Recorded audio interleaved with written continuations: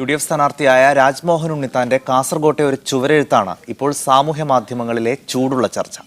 കാസർകോട്ട് പടന്നക്കാട് പ്രാദേശിക വാമൊഴിയിൽ എഴുതിയ ചുമരെഴുത്താണ് വലിയ രീതിയിലുള്ള ട്രോളുകൾക്കും ചർച്ചയ്ക്കും സോഷ്യൽ മീഡിയയിൽ വഴിയൊരുക്കിയത്.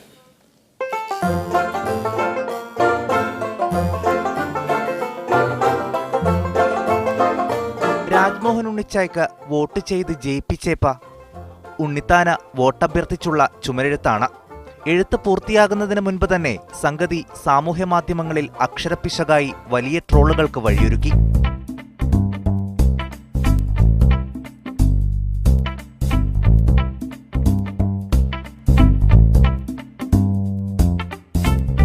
ട്രോളന്മാർക്ക് എഴുത്തിന് പിന്നിലുള്ളവരുടെ മറുപടി ഇങ്ങനെ: അവരുടേതായ ഭാഷയിൽ സംസാരിക്കുന്നു, നമ്മൾ നമ്മുടെ ഭാഷയിൽ സംസാരിക്കുന്നു. നമുക്ക് ഇച്ഛ എന്ന് പറഞ്ഞാൽ നമുക്ക് ജീവനത്തുല്യം സ്നേഹിക്കുന്ന നമ്മളെ ഏട്ട സഹോദരന്മാരാണ്, ജ്യേഷ്ഠ സഹോദരനാണ്. നമ്മളെ ഇച്ഛാനെ നമ്മളെ മുതിർന്ന ആൾക്കാരെ നമ്മൾ ഇച്ഛ എന്നാണ് വിളിക്കുന്നത്. ഇങ്ങനെ എഴുതിയതിന്റെ ഗുണവും അവർ വിശദീകരിക്കുന്നു. കാസർഗോഡ് ജില്ലക്കാർക്ക് നമ്മളെ സംസാരം അറിയാം. അപ്പം നമ്മളാണല്ലോ ഇപ്പോൾ ഉണ്ണിത്താൻ വോട്ട് ചെയ്യേണ്ടത്, അല്ലാതെ പുറത്തുള്ള ജില്ലക്കാരൊന്നല്ല വോട്ട് ചെയ്യേണ്ടത്. ചുമരെഴുത്ത് ക്ലിക്കായതോടെ സമീപ പ്രദേശങ്ങളിൽ നിന്നുള്ള ആളുകളും ഇത് കാണാനെത്തുന്നുണ്ട്. സംഗതി ചർച്ചയായതോടെ കാസർകോട്ടെ UDFകാരുടെ രാജ്മോഹൻ ഉണ്ണിച്ചായും ചുവരെഴുത്ത് കാണാനെത്തി.